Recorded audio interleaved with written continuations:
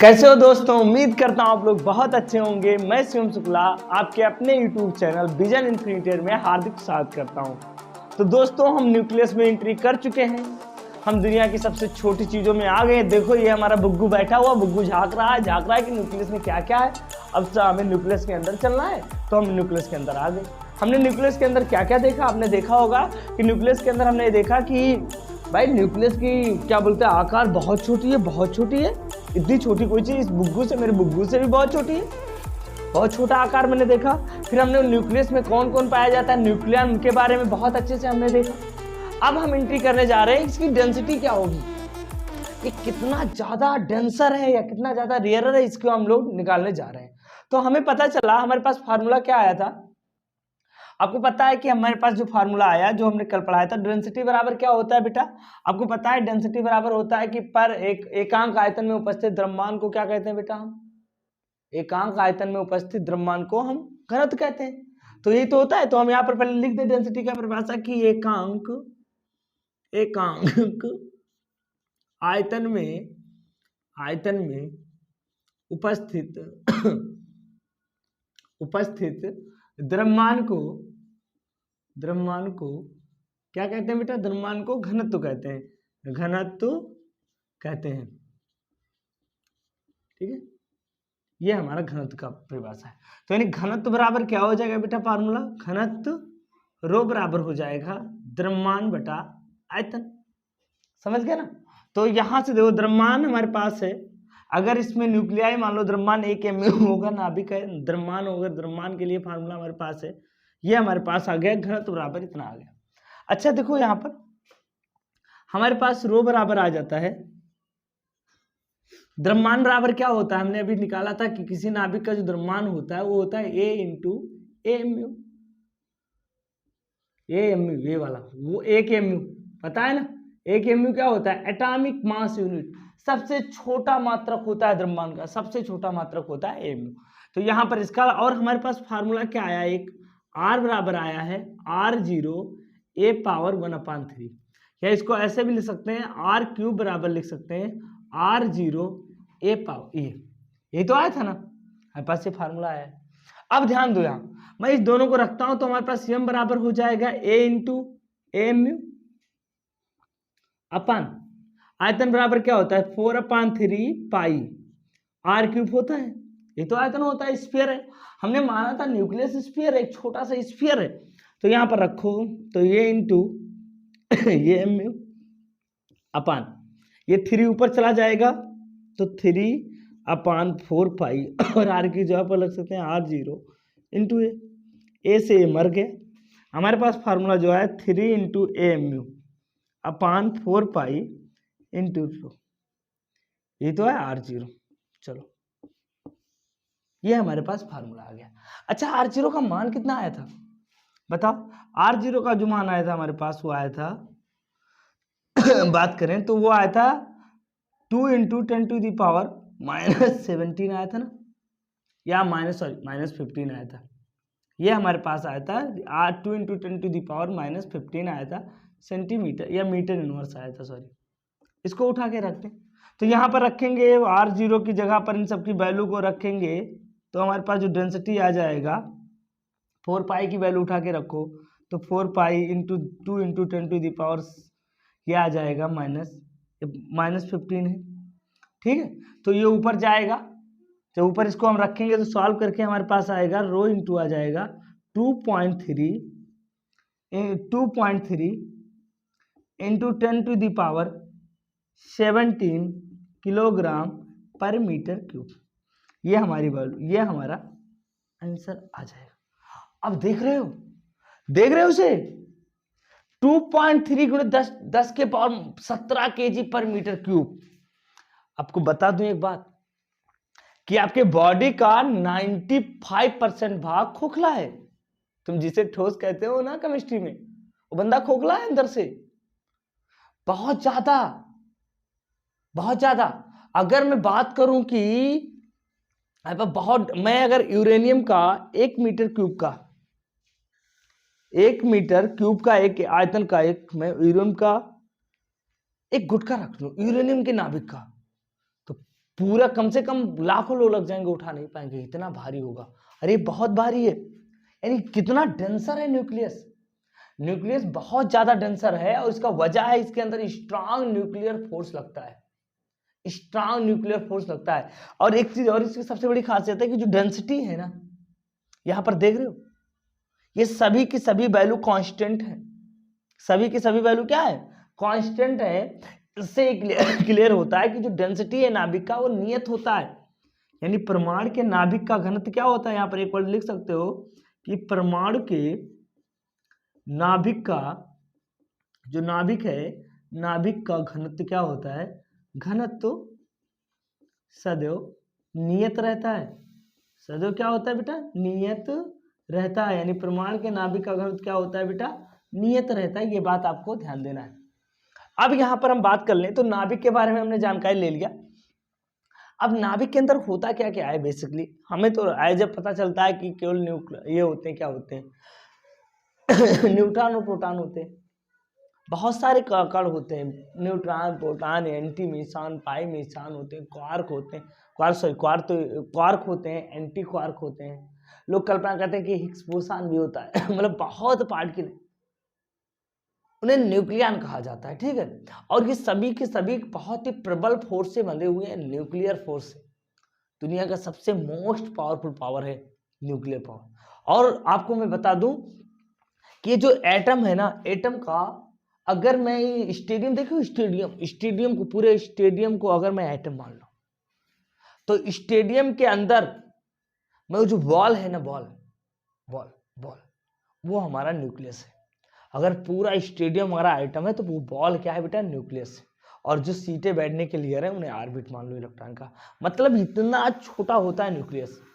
और मतलब एटम का 99% मास उसी एटम पर केंद्रित होता है, उसी न्यूक्लियस पर, इतना हाईली डेंसर होता है। हम उसमें एंट्री करने जा रहे हैं, ठीक है। तो ये न्यूक्लियस की डेंसिटी आ गई, और ये डेंसिटी बहुत दुनिया की सबसे मतलब हायर डेंसिटी होती है न्यूक्लियस की। और न्यूक्लियस की जो डेंसिटी होती है सभी परमाणुओं के लिए नियत होता है, वो चाहे सोना हो, चाहे चांदी हो, चाहे सोडियम हो, चाहे क्लोरीन हो, चाहे हाइड्रोजन हो, सबकी डेंसिटी क्या होती है, फिक्स होती है, और उसकी वैल्यू इतना होता है, ठीक है। इतना नोट कर लो बेटा। आज सही लग रहे हैं क्या? यहां ध्यान दो, एक बहुत प्यारा क्वेश्चन है जो मुझे क्लास 5 से ही पढ़ाया जाता है, द्रव्यमान क्या है, द्रव्यमान है क्या, और हम लोग पढ़ते आ रहे हैं। हम भी बचपन में क्लास 5-6 में ही पढ़े कि द्रव्यमान होता है द अमाउंट ऑफ मैटर। क्या होता है बेटा, द अमाउंट ऑफ, यानी पदार्थ की कुल मात्रा। अगर मैं बात करूं तो द्रव्यमान हमें जो पढ़ाया गया डिफिनीशन, वो ये डिफिनीशन पढ़ाया गया है कि पदार्थ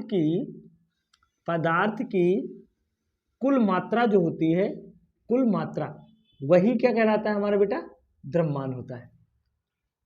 तो यहां पर पदार्थ की कुल मात्रा क्या होती है, मैं आज द्रव्यमान का तुमको एक अलग डिफिनीशन बताऊंगा, एक अलग टाइप से, आपको बहुत अच्छा लगेगा देखना। द्रव्यमान है क्या, ये है क्या द्रव्यमान, ये न्यूट्रॉन प्रोटॉन कहां से आए, क्या है, कैसे आते हैं। तो अब आपको मैं थोड़ा सा बात करता हूं द्रव्यमान के बारे में। अगर मैं बात करूं तो द्रव्यमान के बारे में सबसे पहले हम ले लेते हैं, ये हमारा कोई मैटर है, मान लो ये मैटर है, ये हमारे पास कोई मैटर है।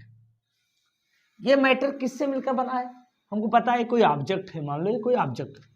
ये ऑब्जेक्ट किससे मिल रहा है, परमाणुओं से मिलकर बना है। ये ऑब्जेक्ट किससे मिलकर बना है बेटा, ये हमारा ऑब्जेक्ट है कोई, और ये ऑब्जेक्ट किससे मिलकर बना है, परमाणुओं से, यानी ये सब परमाणु है, परमाणु। देखो एक बात मैं आपको बता दूं, आइंस्टीन साहब ने 1905 में एक बात कही थी, कहा कि यूनिवर्स एक है, यूनिवर्स में एक ही चीज पाई जाती है जिसके दो रूप हैं। हमें जो दिखाई देता है, जिसे हम अनुभव करते हैं, वो हमारा मास है, वो हमारा द्रव्य है, और जो दिखाई नहीं देता वो एनर्जी है। और उन्होंने एक रिलेशन भी बताया था जो आगे हम लोग पढ़ने वाले हैं, कि मास एनर्जी इक्विवेलेंट, मास को एनर्जी में, एनर्जी को मास में कन्वर्ट किया जाता है। बहुत बड़ी बात थी उस समय का, उन्होंने बात कही थी जब लोगों को ये लगता था कि द्रव्यमान एक अलग चीज है, मास एक अलग चीज है, मतलब ये जो है, ये देखो कितनी, ये गोरा है बंदा, इसका मास गोरा है ना, ये सब नहीं है। मास सब यूनिफिकेशन है, सब एक ही चीज को इशारा कर रहे हैं, एक ही चीज है यूनिवर्स में, एक ही चीज है, वो है एनर्जी। एनर्जी का वो रूप जो दिखता है उसे हम द्रव्य कहते हैं, एनर्जी का वह रूप जो दिखता है उसे हम द्रव्य कहते हैं। कुछ नहीं है यूनिवर्स में, ओनली एनर्जी है क्या मास, ये हमारे पास ये पदार्थ परमाणु से मिलकर बना है, किससे मिलकर बना है बेटा? परमाणु से। यानी अगर इसका छोटा पार्ट में मानूं तो यहां पर आएंगे एटम। क्या आएंगे बेटा? ये सब के सभी क्या है बेटा? ये एटम है। मान लो ये किससे मिलकर बना है? एटम से मिलकर बना है। ये हमारा एटम है, ये हमारा एटम परमाणु है। अब आप मुझे बताओ, एटम जो होते हैं, एटम क्या करते हैं? अगर सॉलिड है, सॉलिड में एटम के अंदर अंतराणु बल पाया जाता है। आपने पढ़ा है कि केमिस्ट्री में आपने पढ़ा है कि जो गैस हो या कोई भी अणुओं के बीच में एक बल लगता है, अगर उसे अंतराणु बल कहते हैं। और याद रखना, जहां बल लगता है वही एनर्जी है। अगर बल लग रहा है तो एनर्जी है, ये बात आप मान के चलो। जहां बल है वहां एनर्जी है। अगर मैं बात करूं कि अगर बल लग रहा है एनर्जी है, मतलब वहां पर एनर्जी है ही। बल और एनर्जी, बल से एनर्जी, जैसे पोटेंशियल है। जैसे अभी मैं इसको हाथ में लिया हूं, इस समय ये बंदा क्या है? ये नीचे जाना चाहता है, टेंडेंसी इसकी। तो इसमें कौन सी एनर्जी है? पोटेंशियल एनर्जी है। किसके कारण पोटेंशियल एनर्जी आई? क्योंकि अर्थ इसको खींच रही थी, अर्थ इसे खींच रही है, तब उसके कारण इसके अंदर पोटेंशियल एनर्जी आया है। समझ रहे ना? और इसको अगर मैं ऐसे ऐसे करूं, क्या हो रहा है? वाइब्रेशन आ गया, एनर्जी आ गई ना, तो बल लग रहा है, तभी तो वाइब्रेट हो रहा है। यानी जहां बल लग रहा है वहां पर एनर्जी है। तो इस एटम को अगर बगल वाला कोई एटम है मान लो सपोज, तो वो एटम इसको अट्रैक्ट करेगा, यानी आकर्षण या तो प्रतिकर्षण, कुछ तो करेगा। तो इसके कारण जो बल आएगा, मजबूरी, एक होती मजबूरी की ऊर्जा, जिसे हम पोटेंशियल एनर्जी कहते हैं। कोई बंधना नहीं चाहता यार, सब फ्री रहना चाहते हैं। तो ये जो ऊर्जा आई है ना, मजबूरी की ऊर्जा है। ये पोटेंशियल एनर्जी होती है मजबूरी की ऊर्जा, याद है ना? अब आपको पता हो कि आपका दोस्त मैच खेल रहा है और तुम सामने खड़े हो। अब इधर पापा खड़े हैं, उधर तुम्हारा दोस्त बुला रहा है, तुम खड़े क्यों हो? पापा तो कोई बल नहीं लगा रहे ना, उनका डर है ना। जैसे वो हटेंगे, तुम्हारी पोटेंशियल एनर्जी किसमें कन्वर्ट हो जाएगी? गतिज ऊर्जा में। आपने फिल्म देखा है ना? तो ठीक है, इधर से शाहरुख खान आ रहा है, इधर से काजोल आ रही है, दोनों मिलना चाहते हैं, बीच में अमरीश पुरी खड़ा हो गया। अब क्या होगा? ये जो मजबूरी में जो दोनों खड़े हैं ना, अमरीश पुरी के जाने के बाद दोनों मिल जाएंगे ना, तो ये मजबूरी की ऊर्जा है, पोटेंशियल एनर्जी।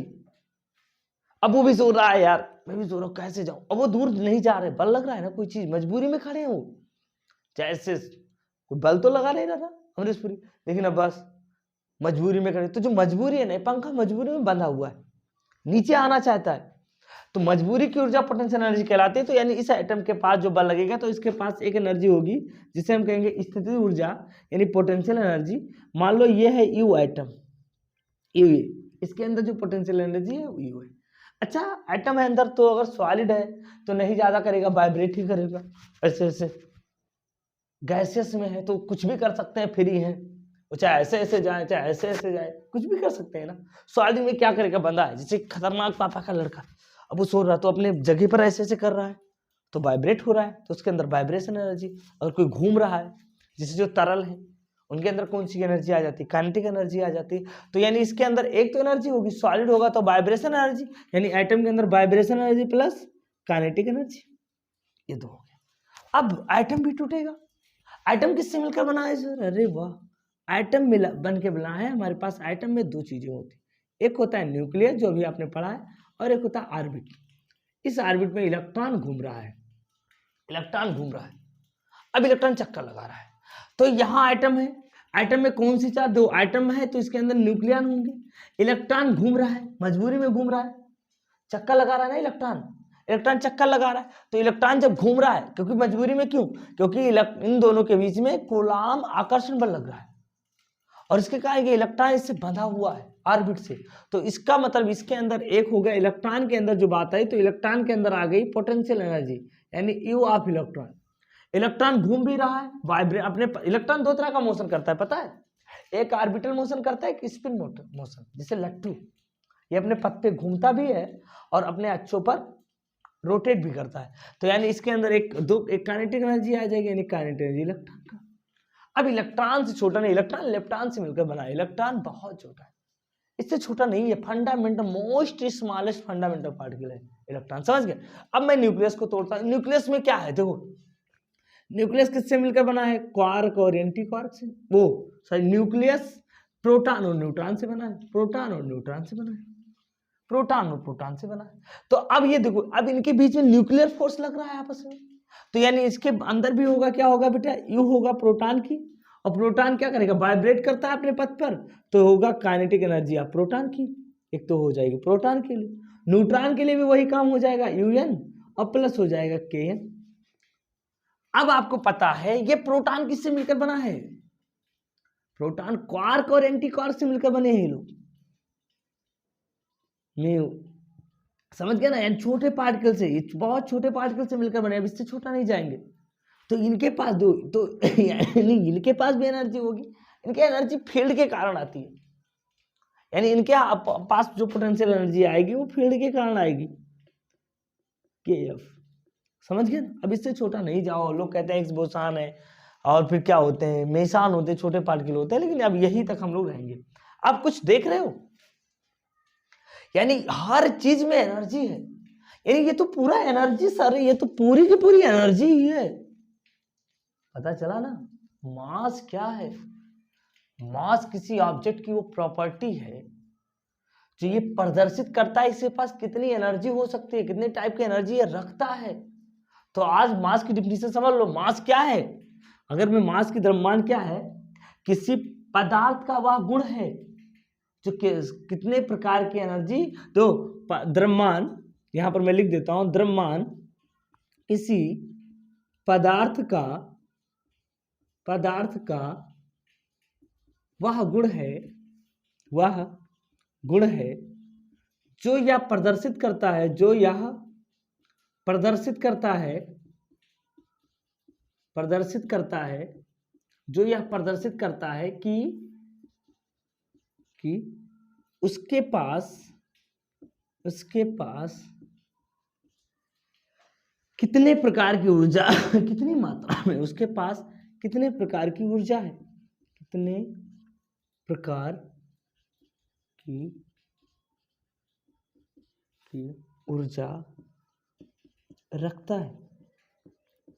यानी अब आपको ये पता चल गया कि मास क्या है, मास एक प्रॉपर्टी है मैटर का कि कितने टाइप्स की एनर्जी वो एक्सहिबिट करता है, वो कितने टाइप की एनर्जी अपने पास रखता है। तो अब अगर मास की डिफिनीशन की बात करें मैं, तो मास की डिफिनीशन में आ जाएगी सबकी एनर्जी जोड़ लो, तो स्थिर ऊर्जा ऑफ एटम, गतिज ऊर्जा ऑफ एटम प्लस क्या हो जाएगा बेटा, स्थिर ऊर्जा ऑफ इलेक्ट्रॉन, गतिज ऊर्जा ऑफ इलेक्ट्रॉन प्लस क्या हो जाएगा, स्थिति ऊर्जा ऑफ प्रोटॉन प्लस गतिज ऊर्जा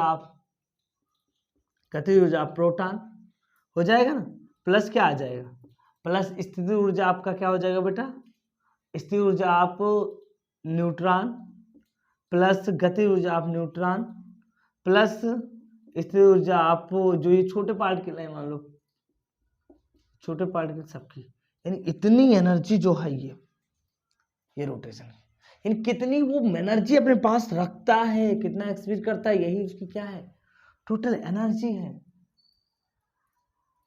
समझ रहे हो ना। ये टोटल एनर्जी उसके पास कितनी है, ऑल टाइप ऑफ ऊर्जा जितनी है उसके पास, इन सारी ऊर्जाओं को अगर हम और एक और इसको अगर हम c स्क्वायर से डिवाइड कर दें तो यही उसकी टॉप क्या है बेटा, टोटल एनर्जी है उसके पास, समझ गए ना। एक बात और ध्यान दो आप, एनर्जी का एक अब आता है कि मैं अगर बात करूं, मैं अगर तुमसे मैं कहूं कि अगर कोई चीज मोशन करता है और उसका मास ज्यादा है तो क्या आप मानोगे, एनर्जी देने से मास बढ़ जाता है, किसी भी पार्टिकल को अगर एनर्जी दोगे तो उसका मास बढ़ जाएगा।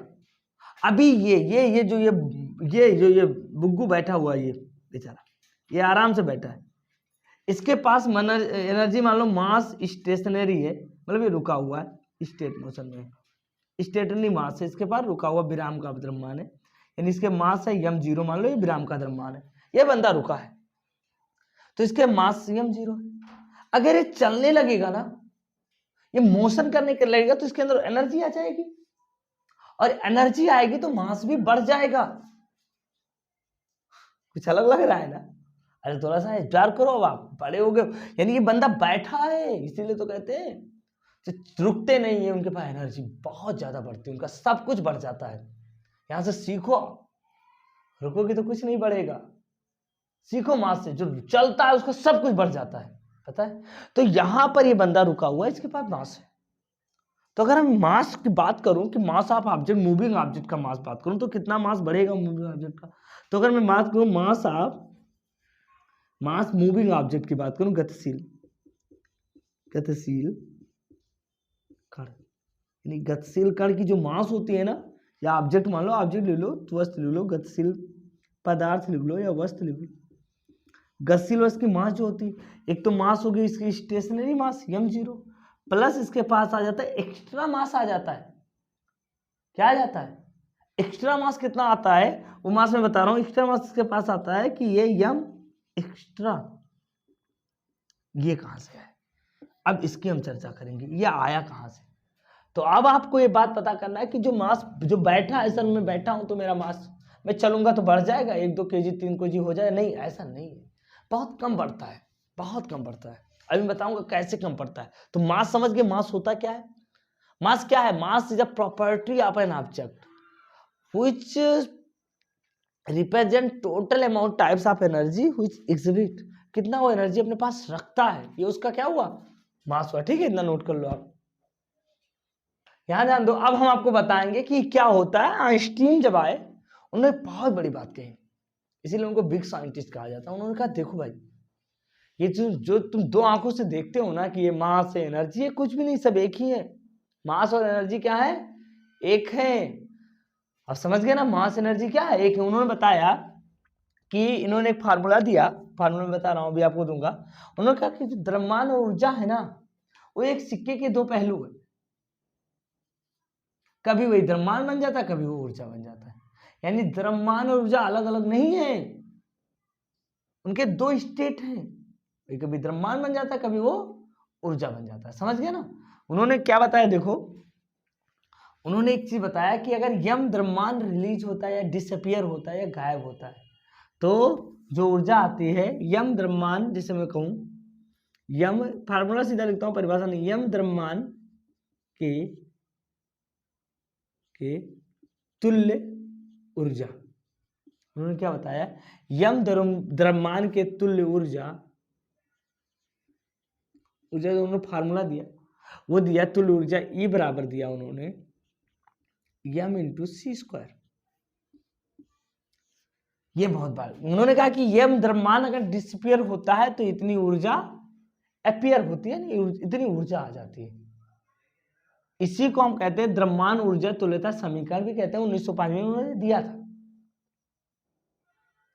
यहां से अगर मैं फार्मूला, ये बिल्कुल सही है, लेकिन इसको अगर बहुत अच्छे से लिखना है तो यम बराबर हो सकता है इसको E/c स्क्वायर, ये बहुत अच्छा होगा, इसको लिखना और अच्छा होगा। ऐसा नहीं कहते हैं गलत है, लेकिन ये देखो ये बात क्या होता है, यानी अगर यम द्रव्यमान अगर डिसअपियर होता है, गायब होता है, तो इतनी ऊर्जा रिलीज होती है। इतनी ऊर्जा अगर यम द्रव्यमान अगर गायब होता है तो इतनी ऊर्जा रिलीज होती है, यही द्रव्यमान ऊर्जा तुल्यता नियम है।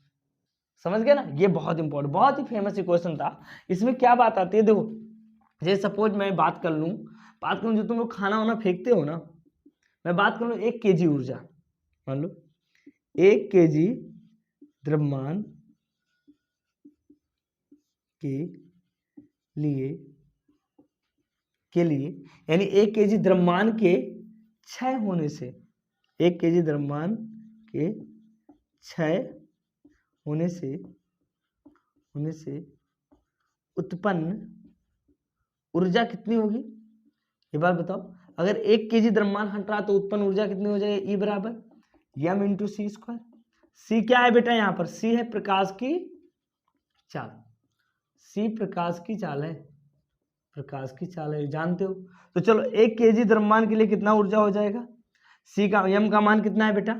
यम का मान है 1 kg, तो 1 रख दिया। सी का मान क्या है? 3 × 10⁸ का होल स्क्वायर, यानी E बराबर आ जाएगा 9 × 10⁻16 जूल।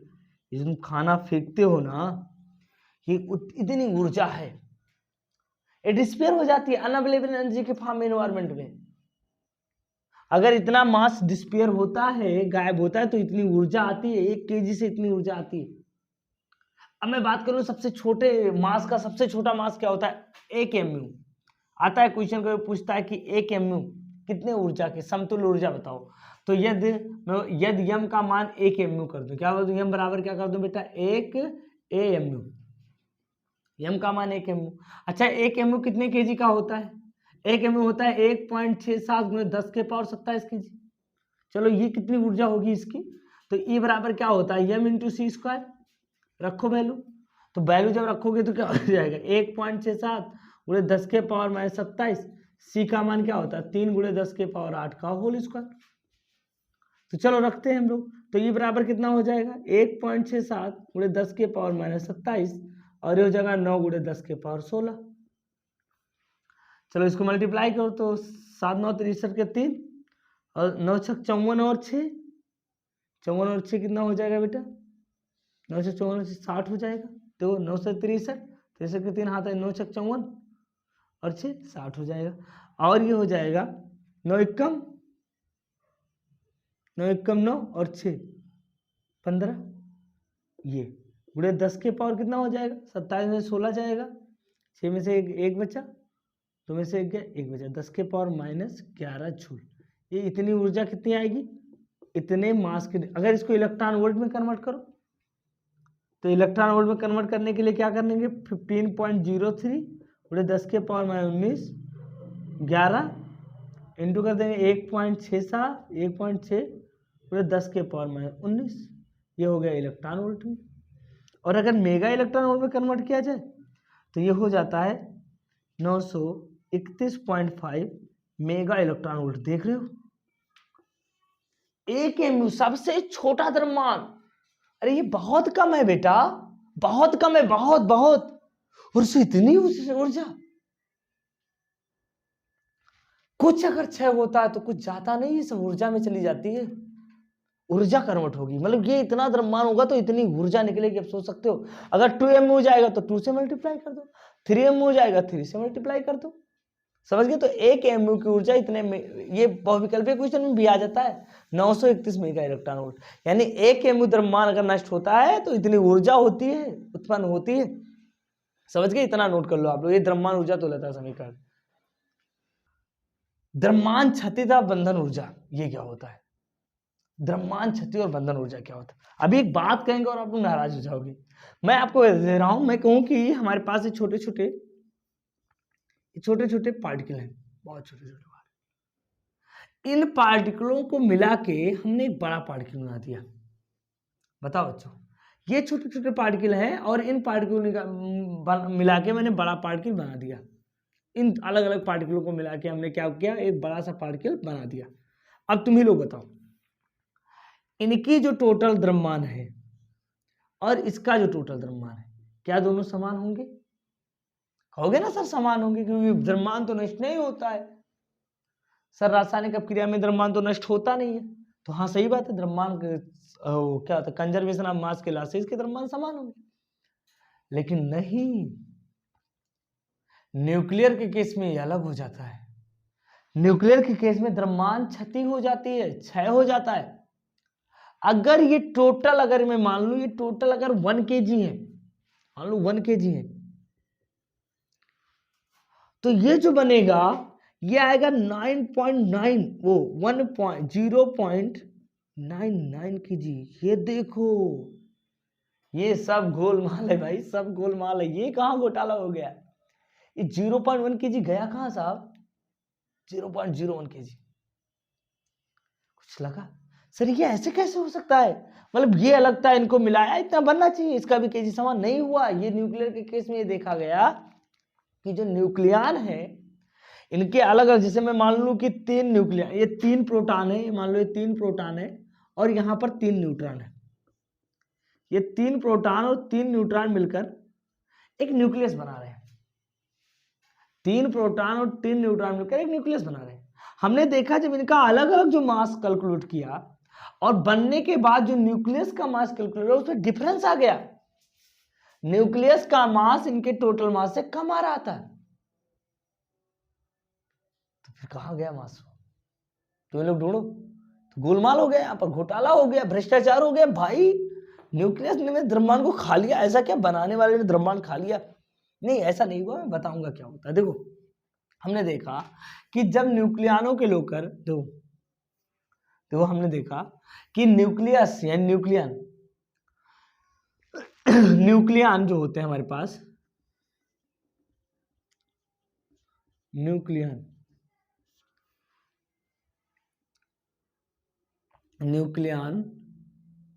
से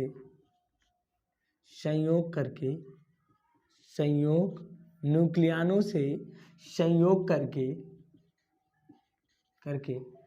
बनाए गए, संयोग करके बने नाभिक का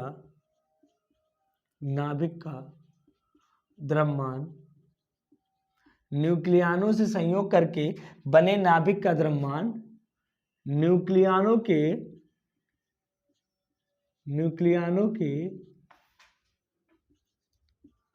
अलग अलग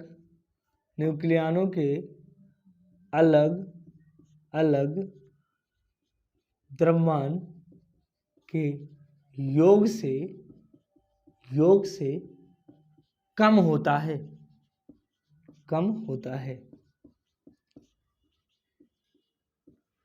द्रव्यमान के इस क्षय को, द्रव्यमान के कम होता है, द्रव्यमान के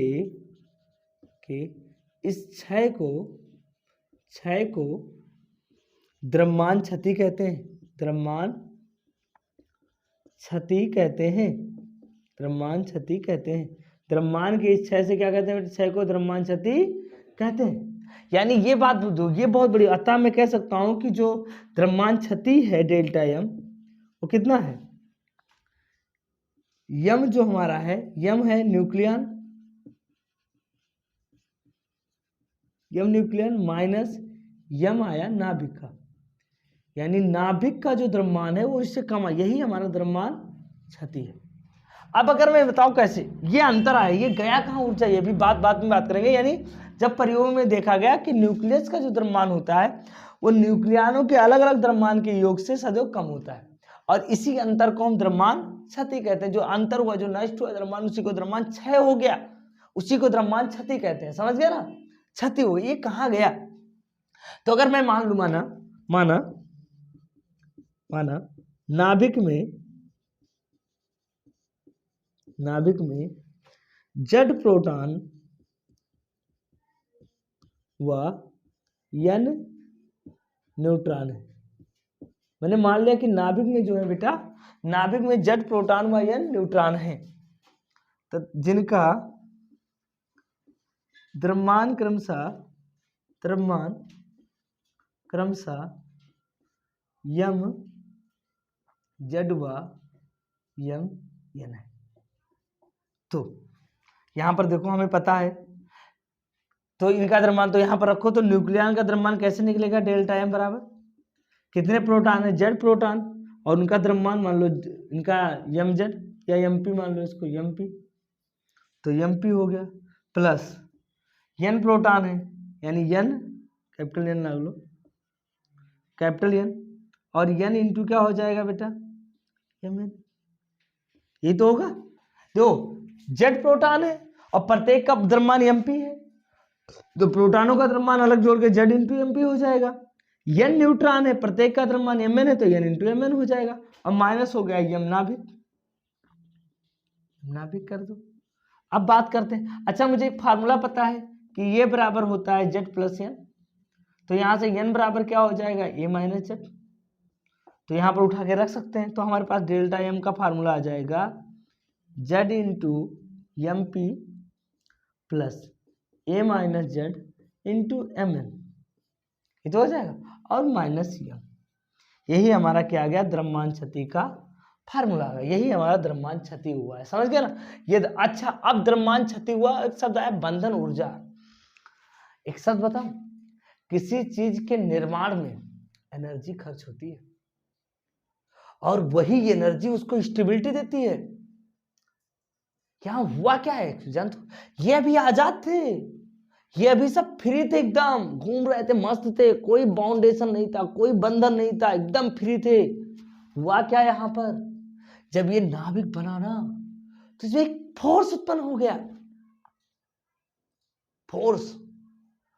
अट्रैक्शन फोर्स, एक बहुत ही खतरनाक फोर्स इनके बीच में लग गया। इस नाव के बीच में जब ये आए आपस में तो इनके बीच में एक अट्रैक्शन फोर्स लग गया।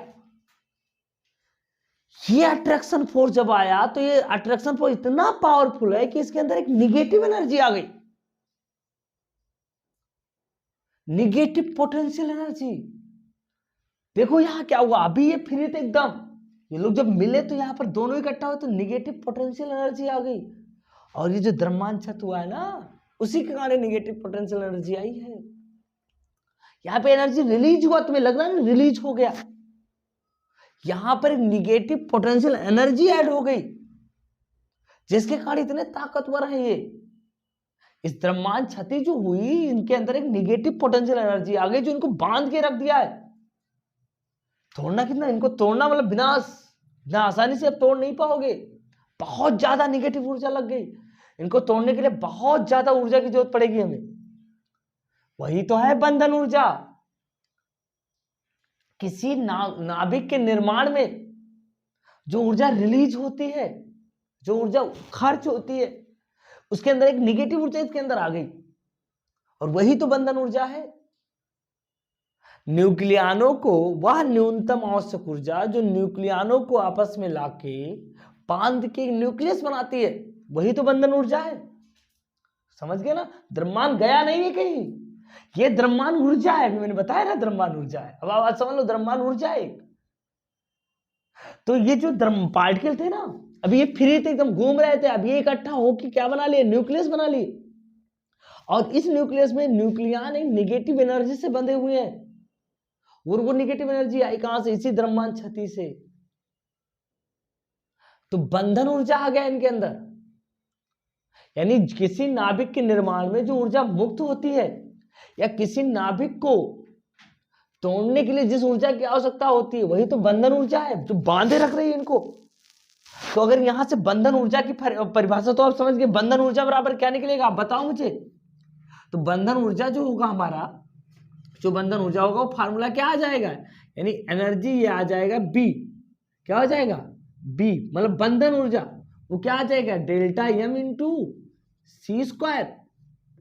ये वो ऊर्जा है जो इसको, तो यहां पर डेल्टा एम की वैल्यू है ना, तो यहां से जो एनर्जी आ गई बंधन ऊर्जा वो आ गई हमारे पास, वो हमारे पास क्या हो जाएगी, Z into M P plus A minus Z into M N, क्या हो जाएगा, और minus M into C square. यही ये बंधन ऊर्जा है। ये क्या है बेटा, ये हमारे पास बंधन ऊर्जा है,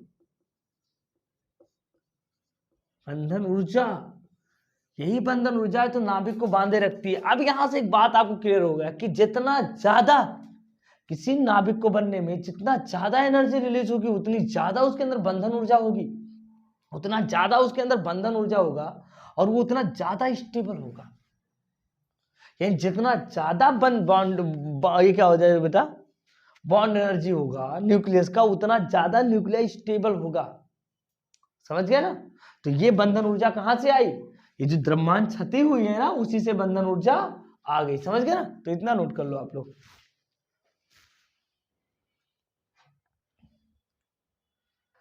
अब यहां पर ध्यान दो, हम नाभिक की स्टेबिलिटी की बात करें। अगर आपके पास एक क्वेश्चन मैं बताऊं, जैसे मैं कहूं कि अगर मैं बात कर लेता हूं, मेरे पास एक क्वेश्चन है, आपको बताना है कि कौन सा नाभिक स्टेबल होगा। मैं देखता हूं कि अगर मैं ले लूं Fe आयरन 26, क्या है बेटा, ये आयरन जो 56 है हमारे पास, जो आयरन 56 है, Fe क्या बेटा, ये Fe तो आयरन हमारे पास है, वो क्या बेटा 56 है, मान लो ये आयरन 56। समझ गया ना। तो इस आयरन 56 की जो ऊर्जा है, आयरन 56, इसकी आयरन 56 की बंधन ऊर्जा जो हमारे पास है, बंधन ऊर्जा अप्रॉक्सीमेट जो लगभग है वो 492 मेगा इलेक्ट्रॉन वोल्ट है। तथा यूरेनियम जो हमारे पास है कौन सा है, 238, मान लो ये यूरेनियम 238 की जो बंधन ऊर्जा है, की बंधन ऊर्जा वो हमारे पास है मान लो 1800 मेगा इलेक्ट्रॉन वोल्ट है। तो किसका नाभिक स्टेबल होगा, कौन कौन न्यूक्लियस स्टेबल होगा, ये कि आपको सर ये होगा क्योंकि अभी आपने बताया जिसका जितना ज्यादा बंधन ऊर्जा होता है उसका न्यूक्लियस उतना ही ज्यादा स्टेबल होता है। लेकिन अब ग्राफ में आ जाओ, आयरन का नाभिक सबसे ज्यादा स्टेबल है पूरे पीरियोडिक टेबल में। ऐसा क्यों, ऐसा क्यों हुआ? मैं आपको एग्जांपल देता हूं।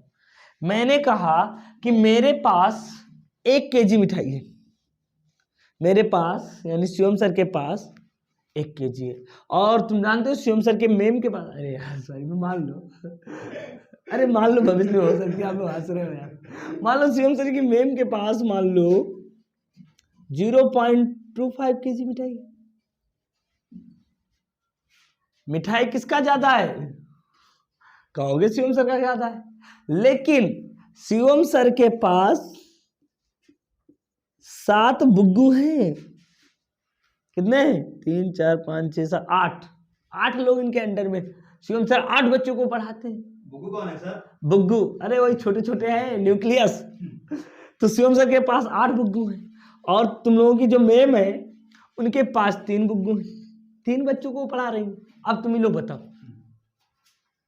हमारे पास मान लो नहीं, इनके पास 2 ही है, मान लो 2 ही है, 2 ही बुग्गू है, और हमारे पास 8। और मैं मान लेता हूं कि ये मान लो कि ये है ½ kg। अब ये तो दिखने में तो ज्यादा है, 1 kg दिखने में ज्यादा है, लेकिन मिलेगा सबको कितना? कौन किसको किसको ज्यादा मिठाई मिलेगा? शिवम सर वाले बच्चों को कि मेम वाले बच्चों को? बताओ तुम लोग। सर ½ kg में 2 बच्चे, और 1 kg में 8 लोग। सर नाइंसाफी हो रही है। देखने मैंने कहा ना तुम लोगों के ज्यादा मेम से ज्यादा, मैंने क्या बताया था तुम लोगों को, तुम्हारे मेम से ज्यादा मिठाई में लेकर आऊंगा। लेकिन दिक्कत क्या है, हमारे पास 8 लोग हैं, मेम के पास 2 ही लोग हैं। तो अब इन बच्चों को ज्यादा मिला कि इन बच्चों को? मिठाई तो इन बच्चों को ज्यादा मिलेगा ना। 1 kg 8 भागों में बटेगा, और 1 kg 2 भागों में बटेगा। भाई साहब इन बच्चों को जो मिलने वाला मिठाई है वो ज्यादा मिलेगा। यही कॉन्सेप्ट है बंधन ऊर्जा का। अरे इसके पास जो है, आप यहां ध्यान दो, 492 है, जिसमें 56 लोग, ये 492 मेगा इलेक्ट्रॉन वोल्ट की ऊर्जा 56 लोगों को बांध के रखी है, 56 न्यूक्लियनों को, 56 न्यूक्लियनों को बांध के रखी है। और ये देखो 1800 मेगा इलेक्ट्रॉन 238 न्यूक्लियनों को बांध के रखी है। आया ना बात समझ में? 238 लोगों को बांधेगी इतनी ऊर्जा, और 56 लोगों को बांधेगी। तो यहां से एक नया कॉन्सेप्ट आता है। अब ये बात भूल जाओ कि जिसका सबसे ज्यादा होगा बंधन ऊर्जा वो ज्यादा स्टेबल होगा। बंधन ऊर्जा पर न्यूक्लियन कितना ज्यादा है? तो यहां से एक बात नोट करके लिख लो आप लोग बहुत अच्छे से। जिस नाभिक का ये वर्ड बहुत इंपॉर्टेंट, जिस नाभिक का बंधन ऊर्जा पर न्यूक्लियन बंधन ऊर्जा पर न्यूक्लियन ज्यादा होगा, वह नाभिक उतना ही ज्यादा स्टेबल होगा, अस्थाई होगा। उतना ही ज्यादा क्या होगा बेटा? अस्थाई होगा। तो अब आपसे कोई क्वेश्चन पूछेगा कि यूरेनियम का नाभिक इतना अस्थाई क्यों नहीं है आयरन से, तो आप क्या बताओगे? क्योंकि वो बंधन ऊर्जा पर न्यूक्लियन की ज्यादा है आयरन। तो समझ गया ना? तो बंधन ऊर्जा पर न्यूक्लियन जितना ज्यादा होगा वो नाभिक उतना ही अस्थाई होगा। तो आयरन सबसे ज्यादा, पूरे पीरियोडिक टेबल में आयरन सबसे ज्यादा स्थायी। अब यहां एक चीज देख लो, अगर द्रव्यमान संख्या 50 से 80 के बीच में है तो वो सभी न्यूक्लियस स्टेबल हैं, क्या लगभग अस्थाई हैं। और 50-80 से अगर ऊपर बढ़ेंगे तो ये अस्थाई हो जाएंगे, 80 से इधर नीचे आएंगे तो भी अस्थाई हो जाएंगे इस एरिया में। तो जिनकी द्रव्यमान संख्या कम वो भी अस्थाई, और जिनकी द्रव्यमान संख्या बहुत ज्यादा वो भी अस्थाई। तो ये लोग रेडियो एक्टिव बना लेते हैं। इधर के जो तत्व होते हैं वो रेडियो एक्टिव हो जाते हैं यूरेनियम में, यूरेनियम खुद रेडियो एक्टिव है, रेडियो एक्टिव तत्व हो जाते हैं, रेडियो एक्टिव। और इधर जो है वो क्या हो जाते हैं बेटा? उनकी एनर्जी कम, तो ये संलयन करते हैं, संलयन, नाभिकीय संलयन। एक बहुत बड़ी बात मैं आपको बता रहा हूं, ये नाभिकीय जो रिएक्शन होती है ना, एक्सोथर्मिक होती है, एनर्जी मुक्त होती है। नाभिक का विखंडन, अभी मैं पढ़ाऊंगा, और नाभिक का संलयन। जब न्यूक्लियन आपस में मिलते हैं तो भी एनर्जी रिलीज होती है, जो टूटते हैं तो भी। समझ गया ना? एनर्जी, मास एक्चुअली मास इस रिएक्शन में कांस्टेंट नहीं रहता, मास चेंज हो जाता है बेटा न्यूक्लियर रिएक्शन में। नाभिक, जो नाभिकीय प्रक्रिया है उसमें मास क्या हो जाता है, कांस्टेंट कांस्टेंट नहीं रहता है। जो ब्रह्मांड है ना बेटा, इसमें आपने dark energy, dark particle, dark energy आजकल बहुत चल रहा है कि यह है क्या, ये यूनिवर्स जो तुम्हें दिखाई देता है क्या, इसके बीच में कोई यूनिवर्स है जो नहीं दिखाई देता है? बहुत सारे क्वेश्चन है। आपको माइक्रो लेवल पर जाना पड़ेगा, आपको सोचना पड़ेगा, घुलना पड़ेगा। जब लास्ट करोगे तो बहुत कुछ मिलेगा आपको। आप फील करो इस चीज को। मैं बताना होता 2 लाइन में बता देता है यार। आप सोचो आप क्या पढ़ रहे हो, कहां जा रहे हो, आप बैठे हो ना, दुनिया कहां जा रही है। तो यानी सबसे ज्यादा स्टेबल क्या है, आयरन वाला सबसे ज्यादा स्टेबल है। तो सब बंधन ऊर्जा पर न्यूक्लियन जिसका ज्यादा होगा वो सबसे ज्यादा स्टेबल होगा, और जिसका कम होगा वो कम स्टेबल होगा। समझ गए ना? तो ये हमारा बंधन ऊर्जा का बात था। अब हम बात कर लेंगे नाभिकीय बल क्या होता है। क्या बात करें बेटा? नाभिकीय बल, एक नया बल आ गया है, नाभिकीय बल। ठीक है, तो इतना नोट करो पहले आप लोग, इतना नोट करो तो हम नाभिकीय बल के बारे में पढ़ेंगे। दुनिया के सबसे ताकतवर आदमी से मिलने चल रहे हो। ताकतवर लोगों की पूजा होती है, पहले ताकत बनाओ, ताकतवर बन जाओगे, वैल्यू होने लगेगी। आपको मैं एक बात करता हूं, इसे शुरू करने से पहले एक बात मैं बता दूं आप लोगों को कि अगर आपको सक्सेस होना है ना अपनी पढ़ाई लाइफ में, स्टूडेंट लाइफ में, तो अपने पढ़ाई और किताबों के बीच में, अपने और किताबों के बीच में इतना जबरदस्त एकदम न्यूक्लियर फोर्स बना लो कि दूसरा अगर तोड़ने आए तो बर्बाद हो जाए। अब मैं पढ़ने जा रहा हूं दुनिया का one of the most powerful force, fundamental force, नाभिकीय बल। ये नाभिकीय बल होता क्या है? लोग परेशान हो गए। मैं आपको बताऊं, जैसे अभी मैं कूलाम फोर्स पढ़ाऊं कि एक प्रोटॉन है यहां बैठा हुआ है, एक प्रोटॉन है यहां बैठा हुआ है। देखो बेटा, ये प्रोटॉन दूर दूर बैठे हैं तो आपको क्या लगेगा? तो कूलाम चाचा बता दिए कि इनके बीच में क्या लगेगा, रिपल्सन फोर्स, एक दूसरे को क्या करेंगे, रिपेल करेंगे।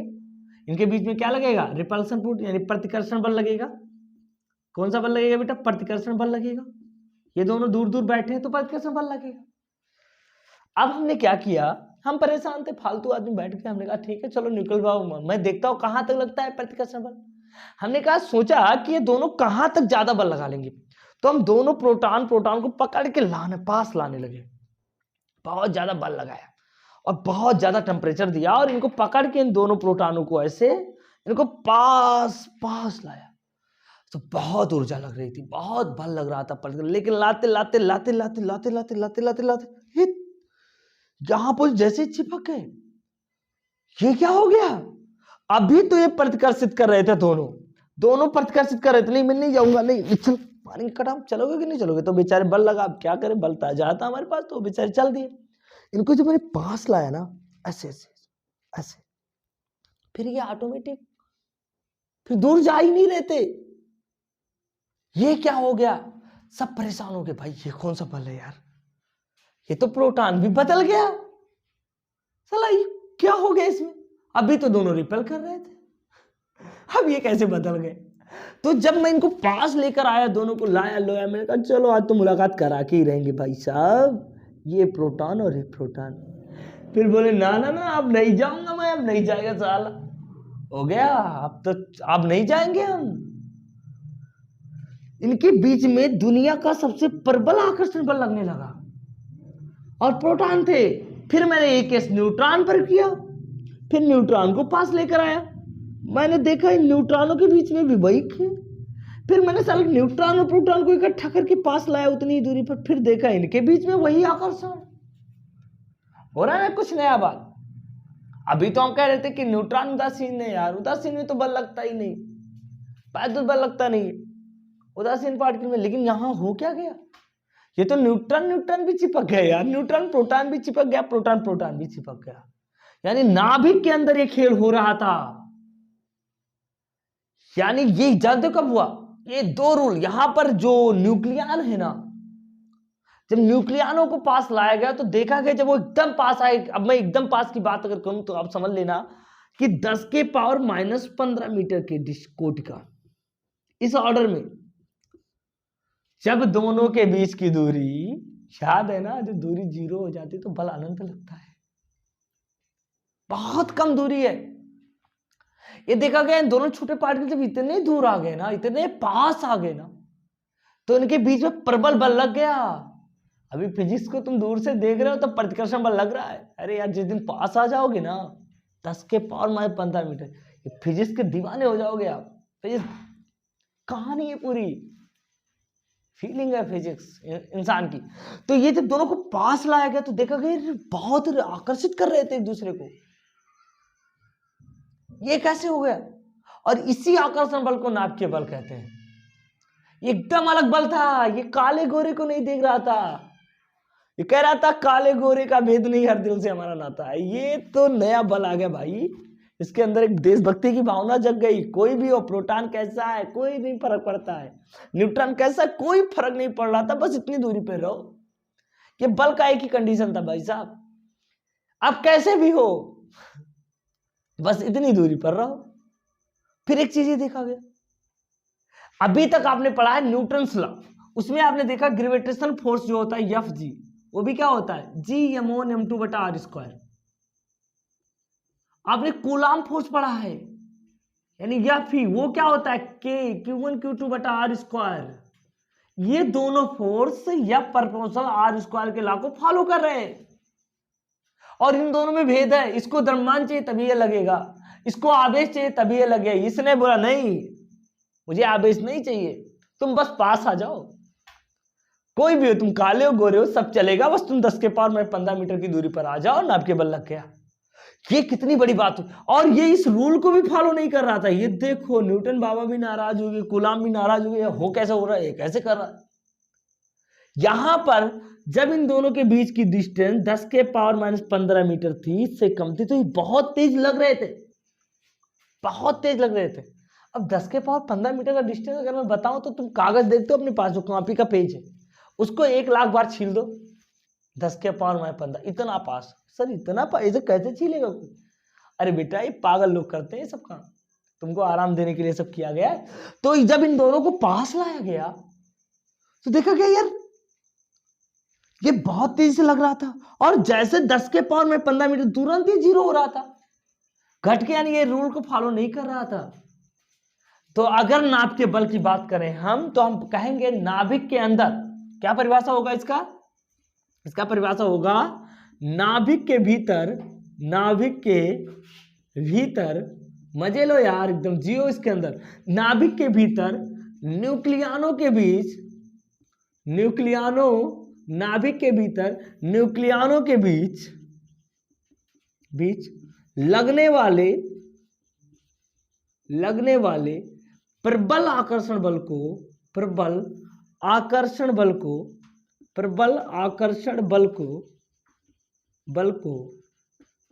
नाभिकीय बल कहते हैं।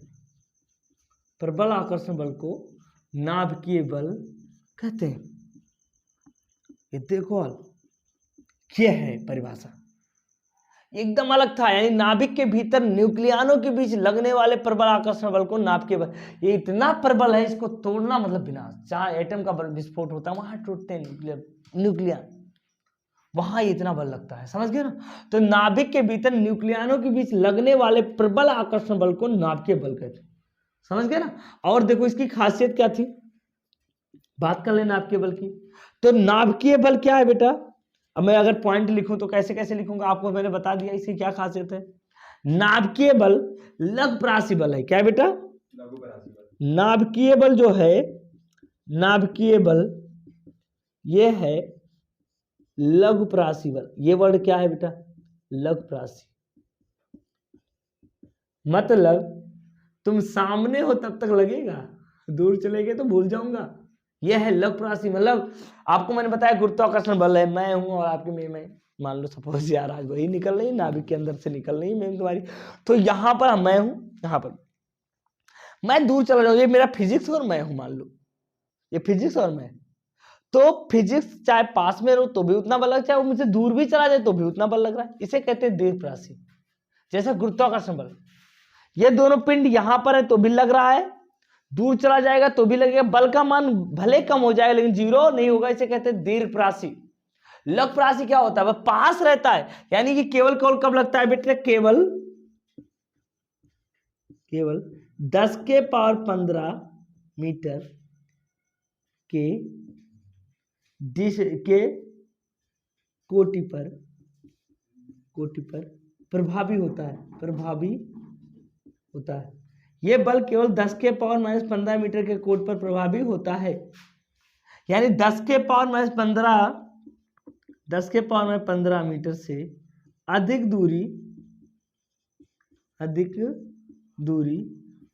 बढ़ाने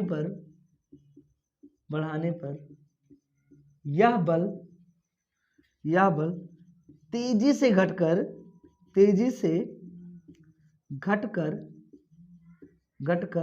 शून्य हो जाता है। ये बात बहुत इंपॉर्टेंट, यानी ये बल क्या होता है, तेजी से घटकर शून्य हो जाता है। तो सबसे पहले ये लघु राशि बल है और ये प्रकृति का सबसे प्रबल बल है। मूल बलों में सॉरी क्या हो रहा है, गलत हो, यानी मूल बलों, इधर ध्यान दो, यानी प्रकृति में पाए जाने वाले सबसे सख्त, प्रकृति में पाया जाने वाला, ये वाले को प्रकृति में पाए जाने वाला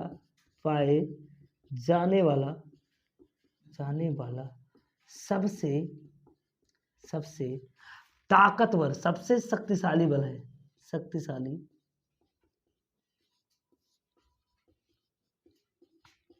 और ये किसी के साथ भेदभाव नहीं करता। इसकी एक खासियत क्या है बेटा, ये किसी के साथ भेदभाव नहीं करता। अगर मैं इधर बढ़ा के लिख दूं तो ये क्या करता है, इधर लिखूं इसको मिटा दूं ना,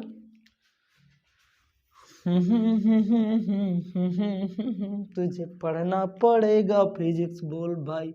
ये देखो, प्रकृति में पाया जाने वाला सबसे शक्तिशाली बल, तो इसको भी पढ़ना पड़ेगा, नहीं तो इसी न्यूक्लियर बल से मारूंगा मैं तुम्हें, कसम से कह रहा हूँ अगर नहीं पढ़े तो।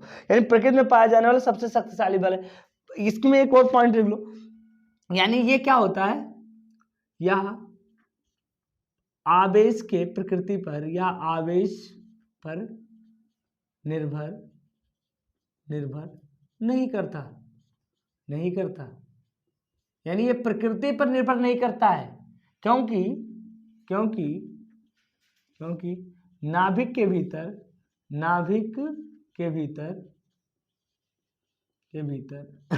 प्रोटॉन कामा न्यूट्रॉन व प्रोटॉन तथा न्यूट्रॉन के बीच समान आकर्षण बल लगता है। देखो, छोटे लोग भेदभाव नहीं करते यार, ये बड़े लोग भेदभाव बना दिए। सबसे छोटा चीज जो है पदार्थ का, वो भेदभाव नहीं करता। हम लोग क्यों कर रहे हैं, सीखो यहां से फिजिक्स, इनवर्स नेचर को अगर बांधना है तो। यानी याद हो, क्योंकि नाभिक के भीतर प्रोटॉन न्यूट्रॉन और प्रोटॉन न्यूट्रॉन के बीच समान आकर्षण बल लग रहा है, लगता है। ये क्या करता है, एक और बात है, ये F प्रोपोर्शनल 1/r² के नियम का पालन नहीं करता है। ये बहुत बड़ी खासियत थी इस नाभिकीय बल की। इस नाभिकीय बल के कारण ये नाभिक इतना स्टेबल है, ये बहुत प्रबल बल है। इसकी ये कुछ खासियत थी जो नाभिकीय बल में बारे में बताया हमने। तो यहां से आपको क्या सीख मिल रही है, तो दुनिया का सबसे मोस्ट फंडामेंटल हमारे पास कण होता है, एटम होता है। एटम के अंदर न्यूक्लियस होता है, न्यूक्लियस के अंदर हमारे पास न्यूक्लियन होते हैं। न्यूक्लियन में इतना प्रबल बल लगता है, सोच रहे हो, ये हमारी स्टेबिलिटी का राज है। अगर इस बुर्ज खलीफा का बिल्डिंग है ना, उसके इम्पटी स्पेस को निकाल दिया जाए ना एटमों का, तो उसको तुम हाथ में ले लोगे। कुछ नहीं है बेटा, सब खोखले हैं, ये सब गोलमाल है, सबके अंदर खोखलापन है। जिस एटम से बने हो वही एटम इतना खोखला है, 99% भाग खोखला है, स्पेस है।